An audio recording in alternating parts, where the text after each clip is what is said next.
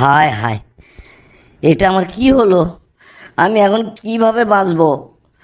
সারা বছর আমি কিভাবে চলবো? জমির যা ফসল ছিল সবই শেষ। হে আল্লাহ, আমি বাঁচবো কিভাবে? তো আমি না খেয়ে মরে যাব। তুমি এভাবে কাঁদছো কেন? কাঁদলে কি সমস্যার সমাধান হবে? সমাধান কিভাবে করা যায় তাই দেখো। পারবো না তো কি করব বলো? জমির যা ধান ছিল, আমার জমির ধান বন্যায় সব ডুবে গেছে। আমি এখন সারা বছর তোমাদেরকে খাওয়াবো কিভাবে?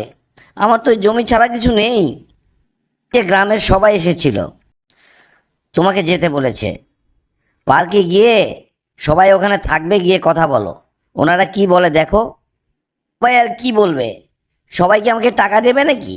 সারা বছর চলার মতো টাকা কি সবাই আমাকে দেবে? ওরা তো মুখে মুখে কথা বলবে, দুঃখ প্রকাশ করবে। তাতে কি হবে শুনি? এসেছিল, তুমি যাওই তো, দেখো কি বলে। হয়তো ওরা কোনো ব্যবস্থা করেও দিতে পারে। যাও না কেন? আচ্ছা ঠিক আছে, যখন বলছো আমি যাচ্ছি। আমি জানি কাজের কাজ কিচ্ছু হবে না, সবাই শুধু সান্ত্বনা দেবে।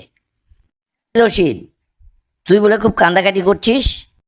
হায় হায়, বলে কি কান্দাকাটি করব না? আমার জমি জমার ধান পান কিচ্ছু নেই ভাই। আমি এবার চলবো কিভাবে? এই কথা চিন্তা করতেই তো চোখে পানি আসছে। কানবো না তো কি করব বলো? বুঝলাম বুঝলাম, তো তুই যদি কান্দাকাটি করিস তাতে কি সমস্যার সমাধান হবে? সমস্যার সমাধান কিভাবে করা যায়, আমরা গ্রামের সবাই বসে সেটার একটা ব্যবস্থা করেছি। তোমরা ব্যবস্থা করেছো মানে? বুঝলাম না তো, কি ব্যবস্থা করেছো? ওর সারা বছরে যে চাল ডাল লাগবে, সেই পরিমাণ চাল ডাল এবছর সবাই আমরা তোকে দেব। তুই খাওয়া দাওয়া করবি। তারপরে সামনের বার ধান উঠলে তো আর এই অবস্থা হবে না। আল্লাহ তো সব সময় সবার কপালে দুঃখ দেয় না। এই ঝড় কেটে উঠলেই বেঁচে গেলি, এতে আবার কান্দাকাটির কি আছে? আমরা তো আছি, আর উপরে আল্লাহ আছে। কি সত্যি বলছো ভাই? আমার বিশ্বাসই হতে চাচ্ছে না।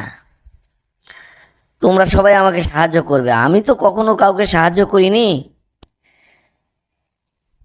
আরে বোকা, দুঃখের দিনে ওসব কথা মনে রাখতে নেই। আমরা সবাই তোকে নিয়ে বসেছিলাম।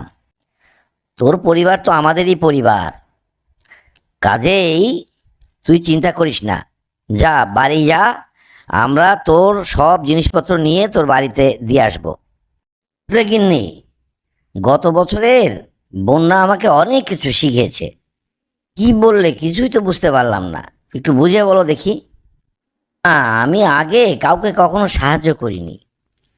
গত বছরের বন্যায় আমার সব ধান পান ডুবে গিয়েছিল। সবাই আমাকে সাহায্য করে বাঁচিয়েছে।